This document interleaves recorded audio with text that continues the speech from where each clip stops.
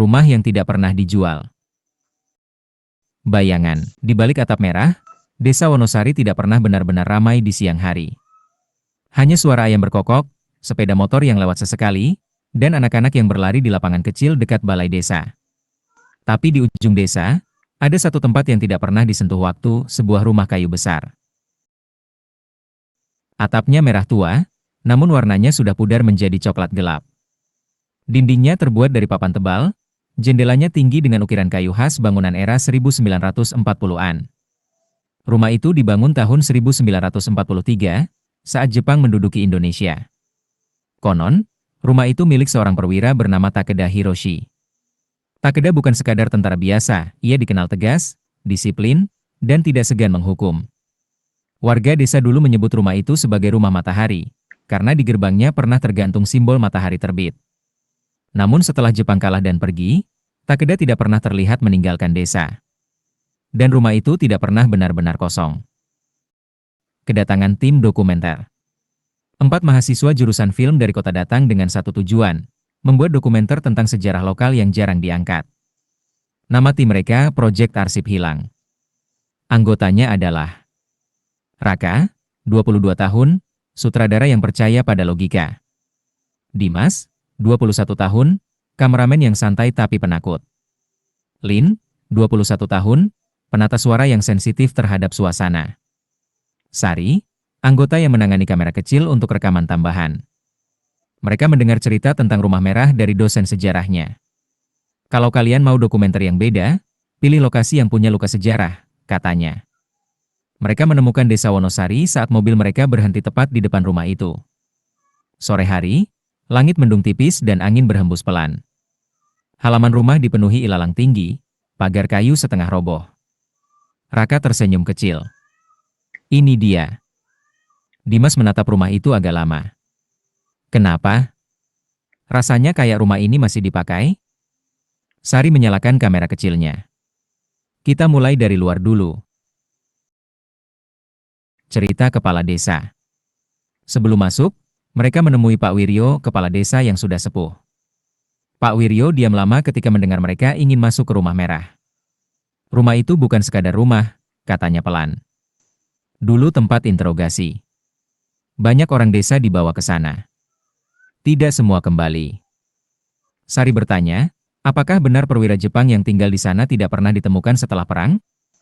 Pak Wiryo hanya menatap ke arah rumah itu dari kejauhan. Beberapa orang bilang ia tidak pergi. Suasana mendadak sunyi. Angin berhenti. Pak Wiryo menambahkan satu pesan, kalau masuk, jangan sentuh barang-barang yang ada. Khususnya yang ada simbol matahari. Ada pintu yang terlalu berat. Jelang maghrib, mereka berdiri di depan pintu utama. Pintu kayu besar dengan 2 daun dan gagang besi tua itu terasa sangat berat. Raka mendorong perlahan, engselnya mengeluarkan suara panjang. Begitu pintu terbuka, udara dingin menyambut mereka. Bukan dingin biasa, seperti ruangan ber-AC padahal tidak ada listrik. Debu tipis melayang di cahaya senja yang masuk dari jendela. Ruang tamu luas dengan meja panjang dan 8 kursi yang tertata rapi, menghadap satu arah seperti ruang rapat. Lin berbisik, kenapa kursinya masih tersusun begitu? Rumah kosong puluhan tahun biasanya berantakan. Tidak ada yang menjawab, karena mereka semua merasakan hal yang sama, rumah itu seperti tidak ditinggalkan. Adegan 4. Jejak yang bukan milik mereka. Dimas berjalan ke sudut ruangan sambil merekam lantai. Kayu berderit di bawah langkahnya. Tiba-tiba ia berhenti. Rah! Lihat ini. Di atas debu tipis lantai ada bekas jejak sepatu, bukan sepatu modern. Jejaknya keras, tegas, berbentuk seperti sepatu bot militer. Masih jelas, seolah baru dibuat beberapa jam lalu padahal mereka baru saja masuk. Raka mencoba tertawa, mungkin warga iseng. Tapi tidak ada jejak keluar. Jejak itu mengarah ke tangga dan berhenti di anak tangga pertama. Adegan 5, lantai 2. Tangga kayu tua itu panjang. Setiap langkah menimbulkan bunyi berderit yang berbeda, seperti nada yang tidak beraturan. Di lantai 2 ada lorong panjang dengan 4 pintu, 3 terbuka, 1 tertutup rapat. Pintu yang tertutup berbeda dari yang lain. Lebih tebal dan di gagangnya terukir simbol kecil lingkaran dengan garis seperti matahari. Sari berbisik, Itu simbol Jepang. Dimas mencoba memutar gagang, tapi terkunci. Saat ia mendekatkan kamera ke bawah pintu, ada sesuatu yang membuatnya menahan nafas, bayangan seperti seseorang berdiri tepat di balik pintu. Padahal cahaya di lorong redup, tidak mungkin ada bayangan tanpa sumber cahaya. Lin mundur pelan. Aku nggak enak. Tepat saat itu, terdengar suara langkah berat dari dalam ruangan terkunci. Satu langkah, lalu dua langkah, kemudian berhenti tepat di balik pintu. Semua membeku. Tidak ada yang berbicara. Lalu diam. Malam pertama. Mereka memutuskan untuk tetap menginap. Raka ingin votage malam hari.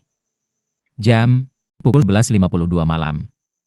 Kamera dipasang di ruang tamu, lampu senter jadi satu-satunya penerangan. Angin di luar makin kencang, menerpa dinding rumah dengan suara gemericik. Pagi setelah malam yang tak wajar. Langit mendung pekat, udara terasa sangat lembab, dan tak ada suara burung sama sekali, suasana yang sangat berbeda dari pagi hari biasanya di Desa Wonosari. Para pembuat film muda berkumpul di ruang tamu, memeriksa rekaman dari malam sebelumnya sambil mencari petunjuk dari kejadian yang tak masuk akal. Tiba-tiba, suara samar terdengar dari arah lantai 2 bahasa Jepang yang tegas, seperti menyampaikan perintah militer. Kemudian, di menit ke-18 rekaman, bayangan seseorang muncul jelas di belakang mereka saat itu. Namun tak seorang pun yang melihatnya saat kejadian berlangsung. Lorong di lantai atas terasa lebih dingin dan gelap dari biasanya. Pintu yang semula terkunci rapat kini terbuka sedikit, celahnya memancarkan hawa dingin yang menusuk. Di dalam ruangan itu, terlihat kursi kayu dengan tali yang masih terikat rapat, meja kecil dengan noda hitam mengering di permukaannya. Dinding penuh dengan goresan seperti bekas kuku, dan tulisan samar yang tampak dibuat dengan air. Suhu di dalam rumah turun drastis. Semua alat perekam tiba-tiba berbunyi liar. Layarnya berkedip-kedip tidak terkendali. Di bawah meja kecil itu, dokumen tua dan kotak kayu tersembunyi, di dalamnya ada daftar nama warga desa yang ditulis dengan tulisan Jepang. Tiba-tiba, langkah kaki berat terdengar di lorong atas. Pintu-pintu di sekeliling mereka tiba-tiba terbanting dengan keras. Lampu kamera semua mati bersamaan. Suara pria berbicara dengan nada tegas, suaranya seolah mengelilingi mereka dari semua arah. Tanpa ada yang menyentuhnya, kamera satu persatu berputar sendiri ke arah tangga. Di sana berdiri perwira Jepang itu, Takeda Hiroshi, sedang menuruni tangga dengan langkah yang mantap. Ia berhenti tepat di depan mereka. Pagi itu, keheningan mencekam menyelimuti ruang interogasi tua itu. Sebuah daftar nama Wisang terhampar di lantai. Di baris paling bawah, tertera nama anggota tim proyek arsip hilang termasuk nama Raka. Raka mencoba tertawa, berusaha menganggapnya lelucon bodoh. Namun tak ada yang menjawabnya, karena mereka semua tahu dengan pasti itu bukan ulah mereka.